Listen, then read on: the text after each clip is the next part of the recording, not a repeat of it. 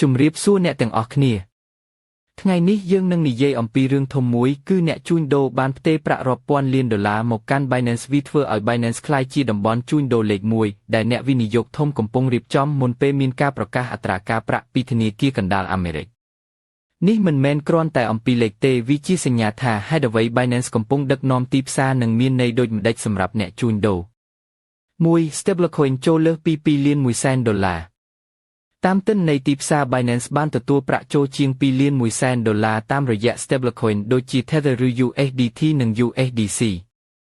ចំនួននេះខ្ពស់ជាង Exchange ផ្សេងទាំងអស់មានន័យថាអ្នកជួញដូរនាំ Stablecoin មកដាក់ជាកងទុនរង់ចាំដើម្បីទិញនៅពេលមានឱកាសវាបង្ហាញថាមានទំនុកចិត្តខ្ពស់លើ Binance ដែលមាន liquidity ខ្លាំងបំផុត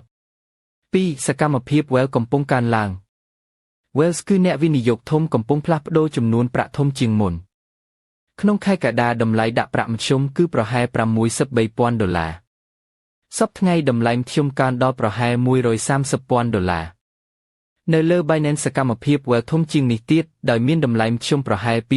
$214,000ក្នុងមួយដងវាបង្ហាញថាប្រាក់ធំជឿជាក់លើ Binance ពេលរៀបចំសម្រាប់សេចក្តីសម្រេចរបស់ Fed 3 Binance ដឹកនាំក្នុងការដាក់ប្រាក់ Altcoin ក្នុង7ថ្ងៃចុងក្រោយនេះការដាក់ Altcoin បានកើនឡើងខ្លាំងសរុបមានប្រហែល55,000 transaction ដើមឆ្នាំនេះមានត្រឹមតែ2លានដល់3លាន transaction ប៉ុណ្ណោះក្នុងចំណោមនេះ Binance ទទួលបានជាងគេ24,000 transaction ខណៈ Coinbase មានត្រឹមតែ6,000 transaction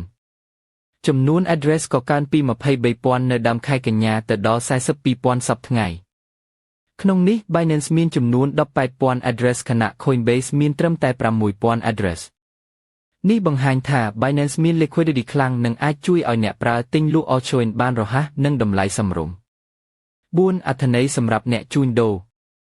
អ្វីដែលយើងឃើញមានន័យថាអ្នកជួញដូរកំពុងរៀបចំសម្រាប់ភាពរញ្ជួយក្នុងពេល Fed ប្រកាសអត្រាការប្រាក់ពួកគេចូលចិត្តប្រើ Binance ពីព្រោះមាន liquidity ខ្ពស់និងទីផ្សារខ្លាំងមិនថា Stablecoin Altcoin ឬ Futures ក៏ដោយ Binance កំពុងក្លាយជាវេទិកាលេខ1សន្និដ្ឋានសរុបមក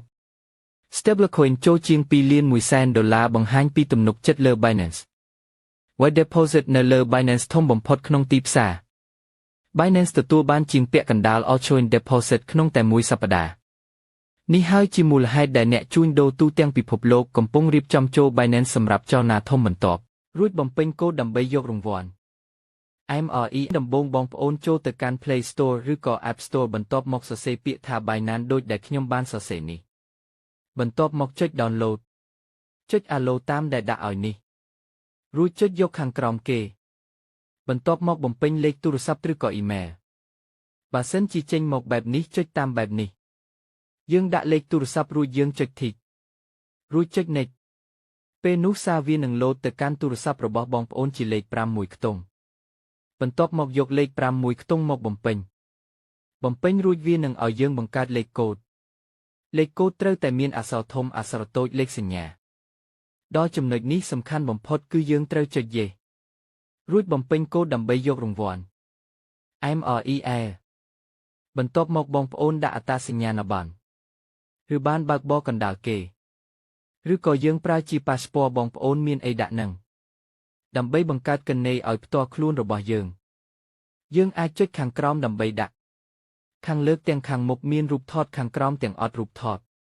បន្ទាប់មកយើងស្កេនមុខតាមគេណែនាំមានងាកឆ្វេងស្ដាំព្រិចភ្នែកនិងចំហមាត់ជាដើមតាមរូបគេបង្ហាញ